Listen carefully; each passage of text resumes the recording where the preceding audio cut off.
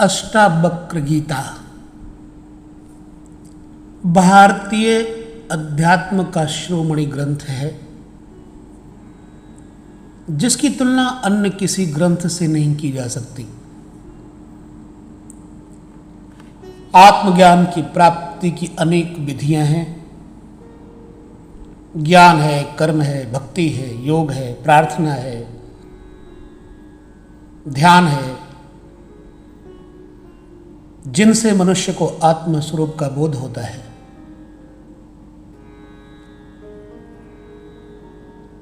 विभिन्न धर्मों में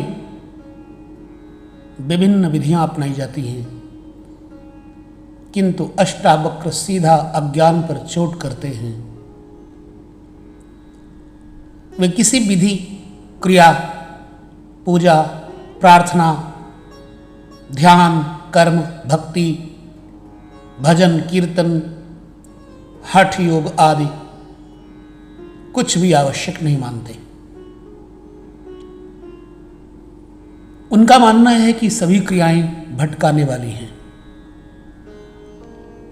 क्रिया मात्र अहंकार के कारण अपनाई जाती है तथा वो अहंकार को बढ़ाती है, जिससे आत्मज्ञान में बाधा पड़ती है। ये सभी क्रियाएं आडंबर व दिखावा मात्र हैं, जिससे मनुष्य धार्मिक दिखाई देता है, किंतु उपलब्धि नहीं हो सकती। उपलब्धि के लिए बोध मात्र पर्याप्त है। अंधकार का अस्तित्व नहीं है, वह प्रकाश का अभाव मात्र है। अंधकार को हटाने का सीधा प्रयत्न करना मूर्खता है। एक दीपक जला दो, अंधकार अपने आप लुप्त हो जाएगा। कुछ करना नहीं पड़ेगा, किंतु लोग दीपक जलाना छोड़कर अंधकार को सीधा हटाने की प्रक्रिया में सब कर्म कर रहे हैं, जो व्यर्थ ही नहीं, मूर्खता पूर्ण भी है। केवल ज्ञान का प्रकाश लाना ही पर्याप्त है, जिससे सारा अज्ञान रूपी अंधकार लुप्त हो जाएगा तथा मनुष्य स्वचेतन में विश्राम कर शांति को प्राप्त होगा। ज्ञान प्राप्ति का मार्ग केवल बोध है। आत्मा कहीं खोई नहीं है। अज्ञान के कारण उसे विस्मृत कर दिया है। उसे पुनः स्मृति में लाना है। यदि एक बार वह स्मृति में आ गई तो संसार का यह समस्त माया जाल रूपी अंधकार एक क्षण में विलुप्त हो जाएगा एवं मनुष्य को अपनी वास्तविक स्थिति का पता चल जाएगा। रस्सी में सांप का जो भ्रम तुम्हें हो रहा है, जिससे तुम भयभीत हो, डरे हुए हो, काम क्रोध आदि से जल रहे हो, मृत्यु से भयभीत हो, दुनिया का शोषण कर अपना पेट भरना चाहते हो, चोरी, बलात्कार, हत्याएं करते हो, ये सब तुम्हारे अज्ञान के कारण हो रहा है। यदि यह ज्ञान भ्रांति मिटाकर तुम अपने वास्तविक स्वरूप को पहचान लो तो तुम्हें स्वयं पर हंसी आएगी कि मैं किस प्रकार अज्ञानवश यह सब करता रहा। अष्टावक्र ने ऐसा केवल उपदेश ही नहीं दिया, बल्कि राजा जनक पर प्रयोग करके वैज्ञानिक दृष्टि से सत्य सिद्ध करके दिखा दिया। यह कोई सैद्धांतिक वक्तव्य नहीं है, बल्कि प्रयोग सिद्ध वैज्ञानिक सत्य है। यह न राजनेताओं के आश्वासन जैसा है, न ज्योतिषियों की भविष्यवाणी जैसा, न पुराणों की कथाओं जैसा है, न वेदों की प्रार्थनाओं जैसा, यह सबसे अनूठा वक्तव्य है जो सीधे ही बोध को जागृत करता है। इस दृष्टि से इसे भारत का ही नहीं विश्व अध्यात्म का शिरोमणि ग्रंथ माना जाता है। अष्टावक्र गीता। अध्यात्म जगत में तीन ही निष्ठाएं महत्वपूर्ण हैं, ज्ञान, कर्म और भक्ति। तथा मनुष्य में दो प्रकार के व्यक्तित्व हैं, अंतर्मुखी तथा बहिर्मुखी। बहिर्मुखी के लिए कर्म व भक्ति मार्ग अनुकूल पड़ता है तथा अंतर्मुखी के लिए ध्यान।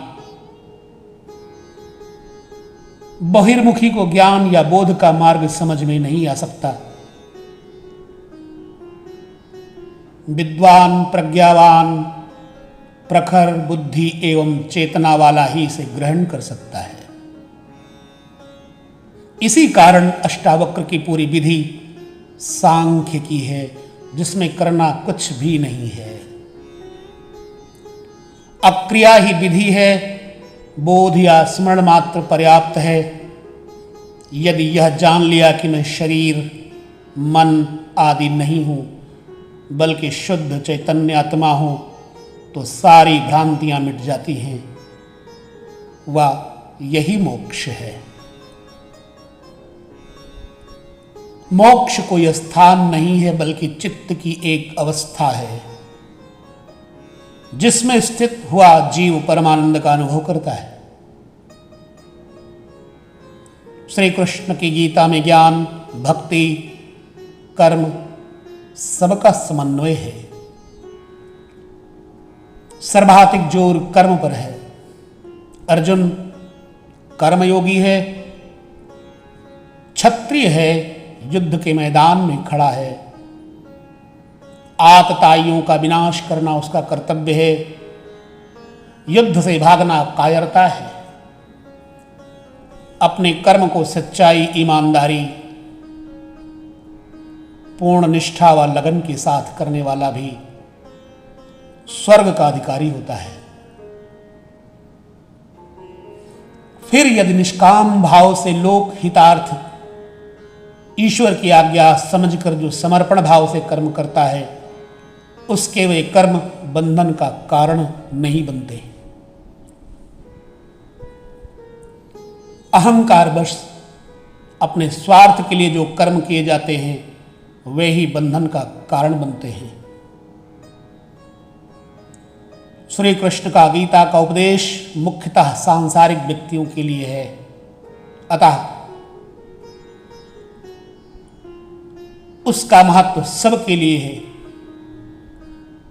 किंतु अष्टावक्र का उपदेश केवल मोक्ष प्राप्ति की इच्छा रखने वाले मुमुक्षु व्यक्तियों के लिए ही है। इसलिए सामान्य जन इससे अप्रभावित रहा है। यह साधु सन्यासियों, ध्यानियों व अन्य साधनारत व्यक्तियों का सच्चा मार्गदर्शक है। अष्टावक्र अनेक विधियां नहीं बताते हैं, वे एक ही बोध की विधि बताते हैं जो अनूठी, भावातीत, समय, देश और काल की सीमा के परे पूर्ण वैज्ञानिक है। बिना लाग लपेट के, बिना किसी कथा व उदाहरण के, बिना प्रमाणों व तर्कों के दिया गया यह शुद्धतम गणित जैसा वक्तव्य है, जैसा आज तक अध्यात्म जगत में नहीं दिया गया। यह अध्यात्म की एक ऐसी धरोहर है जिसके बारे में कुछ कहना सूर्य को दीपक दिखाना है। यह समझने के लिए नहीं है, पीने व पचाने के लिए है। जो समझने का प्रयत्न करेगा वह निश्चित ही चूक जाएगा। सागर को चम्मच से नापने के समान होगा। भारत ने अध्यात्म के सर्वोच्च शिखर को छुआ है, जिसे कुछ ही धर्म छू पाए हैं। यह शिखर है अद्वैत का। अद्वैत इस संपूर्ण सृष्टि को ईश्वर की कृति नहीं अभिव्यक्ति मानता है। यह सारा फैलाव उसी का है। सृष्टि में ईश्वर नहीं बल्कि यह सृष्टि ही ईश्वर है। आत्मा परमात्मा या ब्रह्म भिन्न नहीं है। जीव और जगत में भिन्नता नहीं है। प्रकृति व पुरुष एक ही तत्व हैं। जड़ व चेतन उसी एक की विभिन्न अवस्थाएं मात्र हैं। दो भिन्न तत्व नहीं हैं। इसी तत्वबोध के आधार पर उसने सर्वम खल्विदम ब्रह्मम, अयम आत्मा ब्रह्म, ईशावास्यमिदं सर्वम एवं विश्व बंधुत्व की उद्घोषणा की है। ऐ मानव, बुद्धि की न परिकल्पना है न कोई सिद्धांत, अपितु प्रत्यक्ष दर्शन के आधार पर सुनिश्चित किया गया सार है, निष्कर्ष है, निष्पत्ति है, परम सत्य है। भारतीय अध्यात्म स्वर्ग नरक को मन ही की भूमिका मानता है। मृत्यु के बाद एवं पुनर्जन्म लेने से पूर्व जीवात्मा अपने कर्मों के अनुसार स्वर्ग नरक की अनुभूति करती है। यह समय अंतराल का समय अर्थात ड्रीम पीरियड है, जहां जीवात्मा अपने भौतिक शरीर को त्याग कर मन एवं वासनाओं सहित अपने सूक्ष्म शरीर में विद्यमान रहता है तथा अपनी वासना पूर्ति हेतु समय आने पर पुनः नया भौतिक शरीर धारण करती है। यह जीवात्मा अंतराल के समय में न उसका विकास होता है, न भौतिक शरीर के अभाव में अपनी वासना पूर्ति ही कर सकती है, जिससे वह जीवात्मा बड़ी वेदना का अनुभव करती है। वह पुनः भौतिक शरीर धारण करने की आकांक्षा रखती है, किंतु अपने कर्मों के अनुसार यह शरीर उसे एक निश्चित अवधि के बाद ही मिलता है। तब तक उसे इस अंतराल में भटकते रहना पड़ता है। विषयों के प्रति वासना का होना ही इस जन्म मरण के चक्कर में डालता है। भारतीय अध्यात्म स्वर्ग को भी वासना ही मानता है, अतः यह भी जीवात्मा की सर्वोपरि स्थिति नहीं है।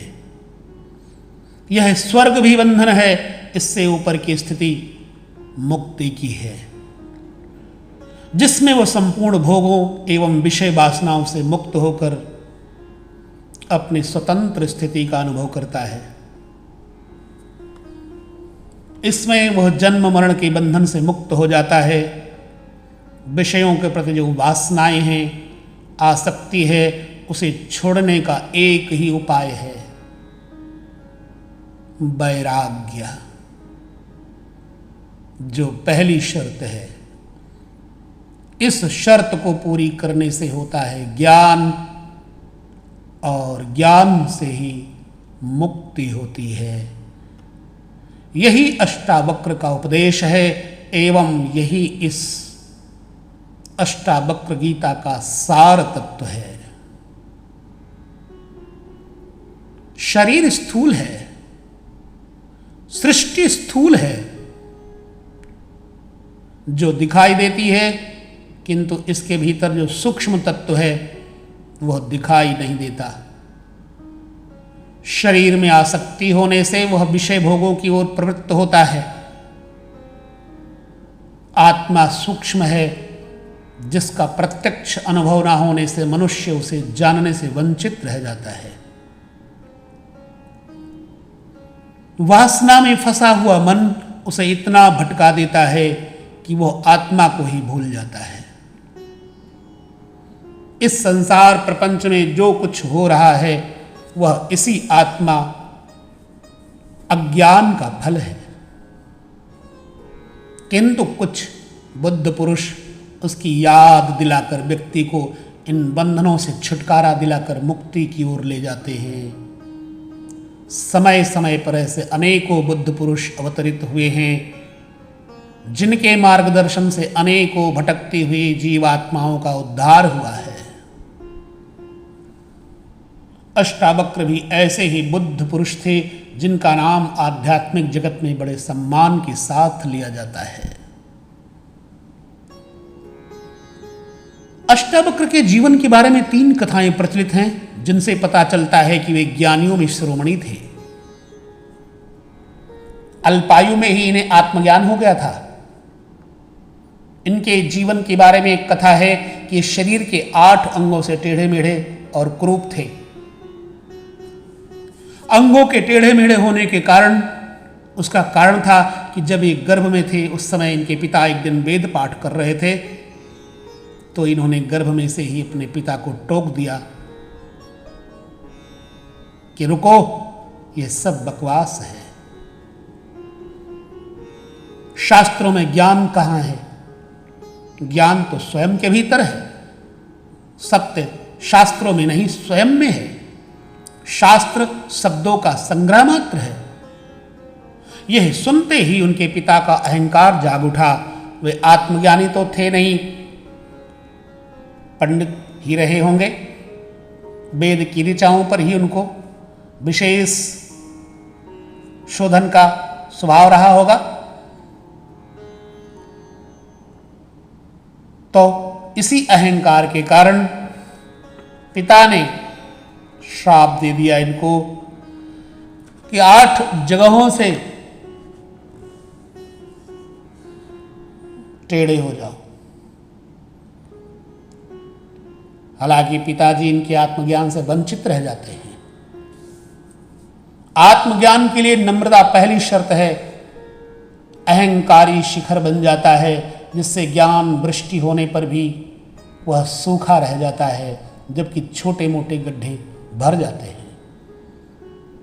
अष्टावक्र के पिता के अहंकार पर चोट पड़ते ही वे तिलमिला गए होंगे कि उन्हीं का वह पुत्र उन्हें उपदेश दे रहा है, जो भी पैदा भी नहीं हुआ है।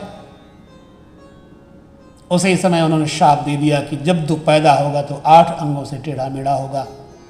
ऐसा ही हुआ। इसलिए उनका नाम पड़ा अष्टावक्र। यह गर्भ में पूरा वक्तव्य देने की बात बुद्धि की पकड़ में नहीं आएगी, तर्क से समझ में नहीं आएगी, किंतु इसे आध्यात्मिक दृष्टि से समझा जा सकता है। बीज में ही पूरा वृक्ष विद्यमान है। तना, शाखाएं, पत्ते, फूल, फल सभी, किंतु दिखाई नहीं देते। अप्रकट है, असंभूत है, अभी विकसित हुआ नहीं, अदृश्य है, किंतु पूरा वृक्ष विद्यमान है। बीज को तोड़कर देखने से भी नहीं, वृक्ष का पता नहीं चलता। वैज्ञानिक भी उसे नहीं दिखा सकते। जिसने बीज न देखा हो और वृक्ष ही देखा हो, कभी नहीं कह सकता कि इस विशाल वृक्ष का कारण ये छोटा सा बीज हो सकता है। 1000 तर्क व प्रमाणों से भी उसे सिद्ध नहीं किया जा सकता। फिर यदि वृक्ष की उम्र हजारों वर्ष की हो, वो मनुष्य की 50 वर्ष, तो अनेक पीढ़ियों तक वही वृक्ष दिखाई देने पर वे उसे अनादि घोषित कर देंगे कि यह वृक्ष अनादि है, ये किसी से पैदा नहीं हुआ। संसार में ऐसे अनेकों भ्रांतियां हैं। इसी प्रकार मनुष्य के पूरे व्यक्तित्व को गर्भस्थ शिशु अपने में छिपाए रहता है। अप्रकट अवस्था में पैदा होने के बाद उम्र के साथ साथ ज्यों ज्यों शरीर, इंद्रियां व मस्तिष्क आदि का विकास हो जाता है, उस व्यक्तित्व का एक एक भाग विकसित हो जाता है। कुछ व्यक्तित्व अविकसित अथवा अर्धविकसित ही रह जाते हैं तथा कुछ का पूर्ण विकास हो जाता है, किंतु जो अंतर्निहित उसी का विकास होता है। जो भीतर बीज रूप में नहीं है उसका विकास नहीं हो सकता, ना नया जोड़ा जा सकता है। तो यह कथा इसी तथ्य को प्रकट करती है कि अष्टावक्र का ज्ञान पुस्तकों, पंडितों व समाज से अर्जित नहीं था, बल्कि पूरा का पूरा स्वयं लेकर ही पैदा हुए थे। दूसरी कथा आती है अष्टावक्र जी की कि जब वे 12 वर्ष के थे तो राजा जनक ने देश के सभी बड़े बड़े विद्वानों को बुलाकर एक सभा का आयोजन किया, जिसमें तत्व ज्ञान पर शास्त्रार्थ रखा गया था। इसमें यह भी घोषणा की गई थी कि जो इसमें जीतेगा उसे सींगों पर सोना मढ़ी हुई 100 गायें दी जाएंगी। शास्त्रार्थ में भाग लेने देश के बड़े बड़े विद्वान एकत्र हुए, जिसमें अष्टावक्र के पिता भी सम्मिलित हुए। शास्त्रार्थ आरंभ हुआ और लंबे समय तक चलता रहा। तत्व ज्ञान पर चर्चा चल रही थी।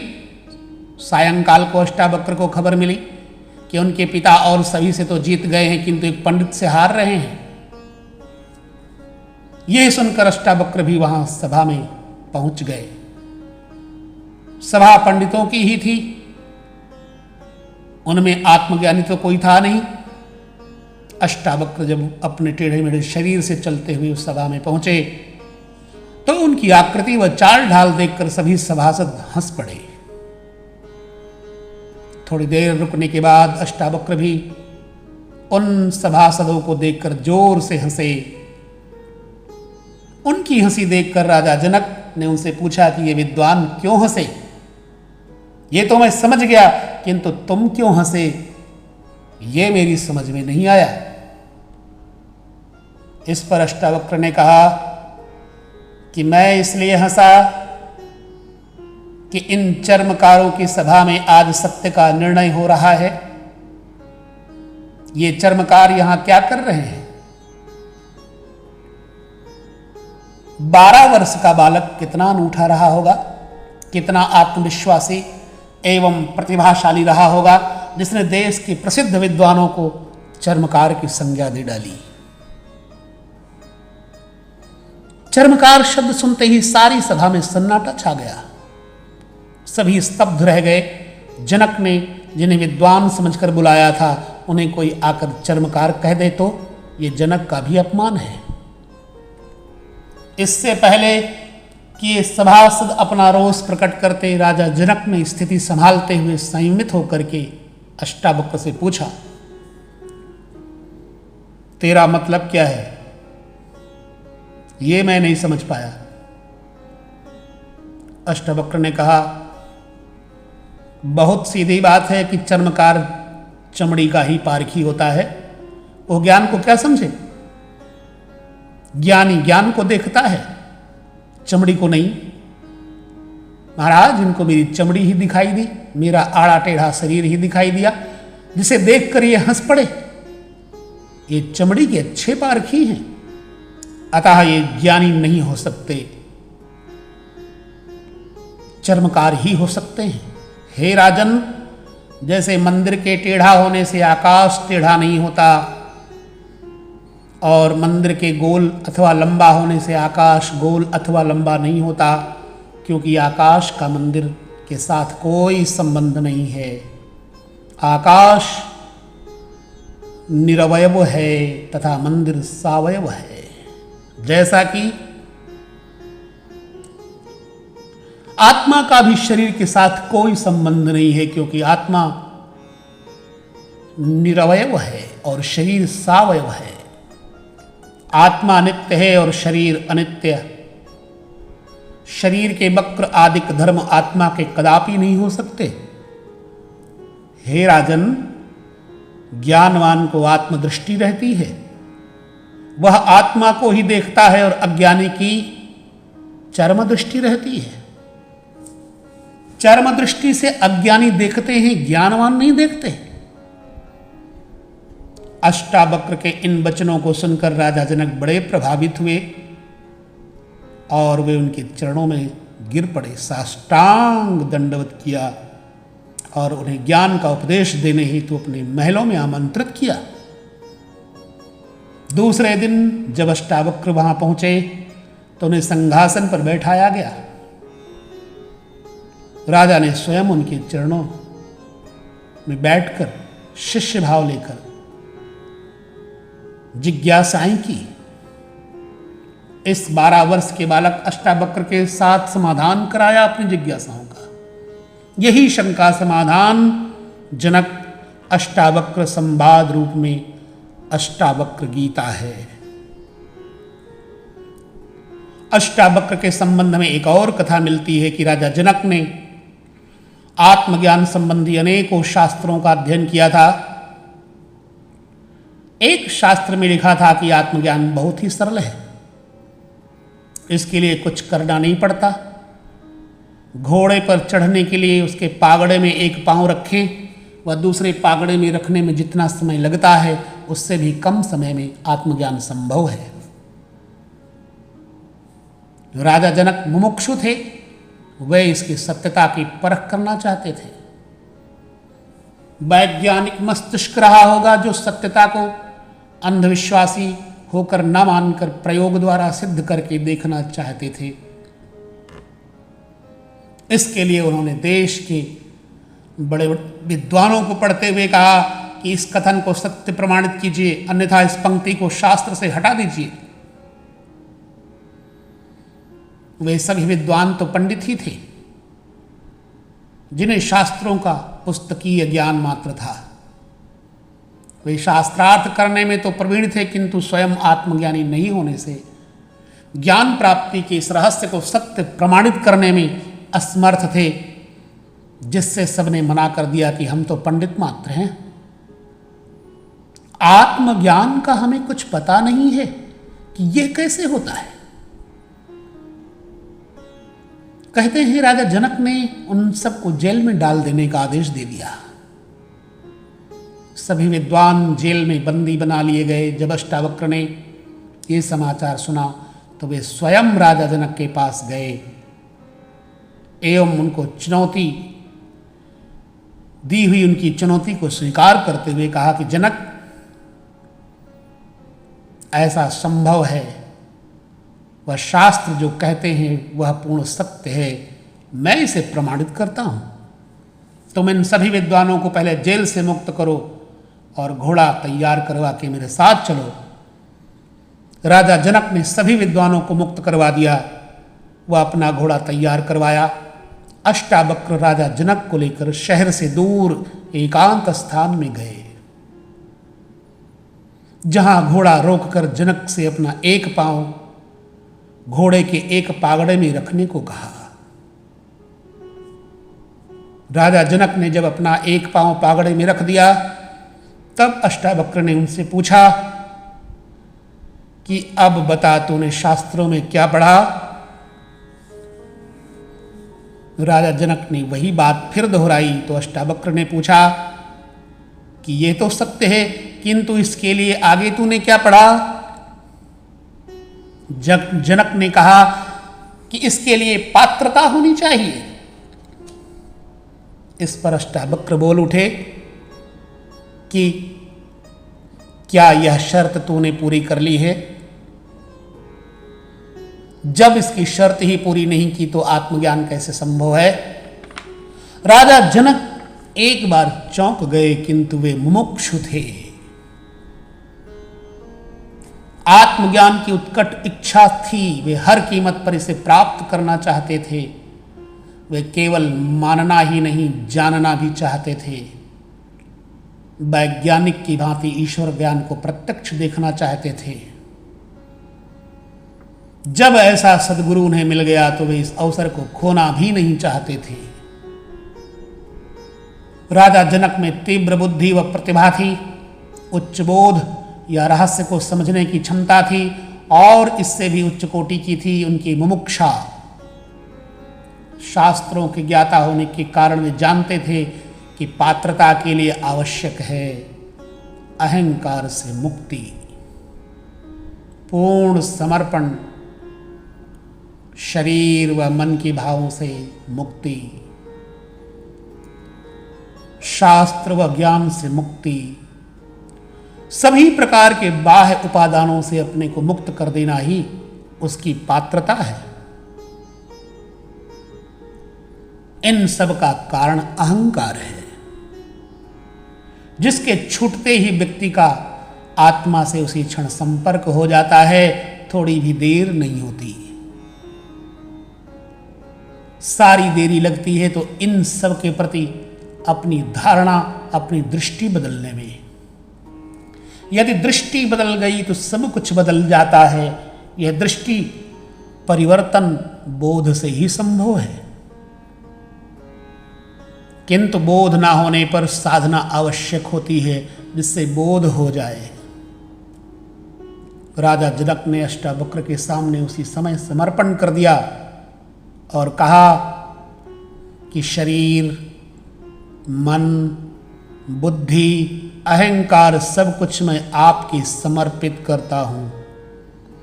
आप इसका जैसा चाहें उपयोग करें।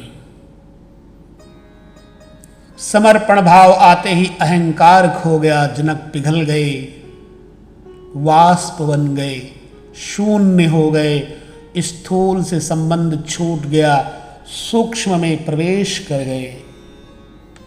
अष्टावक्र ने पात्रता देखकर अपना संपूर्ण ज्ञान पात्र में उड़ेल दिया। पात्र खाली था, वह भर गया। पहले भरा था इसलिए उसमें भरने की गुंजाइश नहीं थी। कहा है, भरो होई सो रीतई, रीतो होए भराए। जो संसार से भरा है, अहंकार वासना से भरा है, वह आत्मज्ञान से रीता ही रह जाएगा। किंतु जो संसार से रीता हो गया, शून्य हो गया, वही भर जाता है। गड्ढे भर जाते हैं और शिखर सूखे रह जाते हैं। यही आध्यात्मिक उपलब्धि का रहस्य है।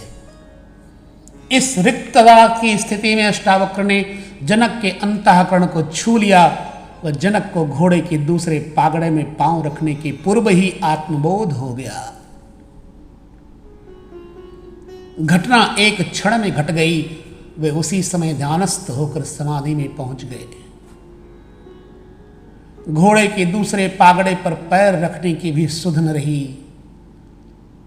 अष्टावक्र पास ही बैठ गए, क्योंकि जनक ने तो अपना अहंकार भी दे दिया था। अब जब मैं नहीं, मेरे पास, स्वयं के पास मैं ही नहीं रह गया तो कर क्या सकते। इस प्रकार 3 दिन व्यतीत हो गए।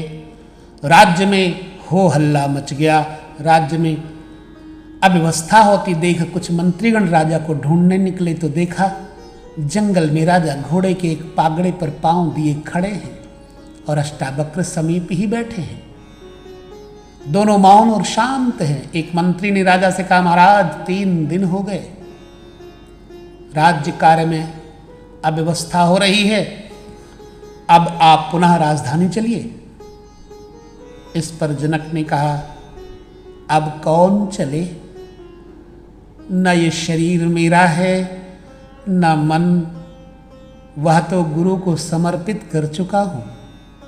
अब जैसा गुरु का आदेश होगा वैसा ही करूंगा। अष्टावक्र समझ गए कि इसे समाधि लाभ हो चुका है, आत्मबोध हो चुका है। केवल एक ही झटके में सारे बंधन टूटकर यह मुक्त हो चुका है। अतः उन्हें फिर से राजधानी जाकर राज्य कार्य चलाने का आदेश दिया। उक्त घटना जितनी महत्वपूर्ण है उतनी ही रहस्यमय भी, कि किसी को सुनते सुनते ही आत्मज्ञान हो गया हो। आत्मज्ञान कोई प्रक्रिया नहीं है, बल्कि घटना है जो पात्रता होने पर किसी भी समय कहीं भी घट सकती है। ज्ञान प्राप्ति के लिए विभिन्न निष्ठाएं हैं। योग क्रिया पर जोर देता है, तंत्र समर्पण पर, किंतु सांख्य केवल बोध की बात कहता है। सांख्य की मान्यता है कि आत्मा कहीं खोई नहीं है, वो तो उपलब्ध ही है, उसे पाना नहीं है, वो प्राप्त ही है, केवल विस्मृत हो गई है, उसे पुनः स्मृति में लाना है। इसके लिए केवल बोध ही पर्याप्त है और कुछ करना नहीं है। करने से अहंकार बढ़ता है, वह वही बाधा बन जाता है। अष्टावक्र कहते हैं कि क्रिया मात्र बंधन है, अक्रिया ही मार्ग है। कुछ न करके अपने को खाली मात्र कर देना ही मार्ग है। कुछ न करके अपने को खाली मात्र कर देना ही भरने की विधि है। बुद्ध ने 6 वर्ष खूब किया तो कुछ मिला नहीं। अंत में सब कुछ छोड़कर निरंजना नदी के किनारे लेट गए और शून्य की स्थिति में पहुंचे तो उसी क्षण में उन्हें बुद्धत्व प्राप्त हो गया। शंकराचार्य कहते हैं मोक्ष न योग से सिद्ध होता है और न सांख्य से, न कर्मों से और न विद्या से।